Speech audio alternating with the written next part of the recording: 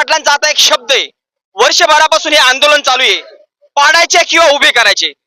जवळपास उभे करू सुद्धा शकता, परंतु आतापर्यंत सत्ताधाऱ्यांकडून भरपूर काही डाव खेळण्यात आले.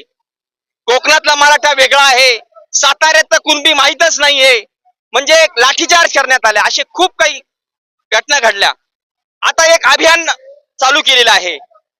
जो मराठा आंदोलनामध्ये टोल नाक्याची तोडफोड असेल, टॉकीजचे पिक्चर चालून द्यायचे नसतील, मराठ्या पाट्या बदलायच्या असतील, भैया लोकांना हाकलून द्यायचं असेल, मोठा आंदोलनात फक्त मराठा होता.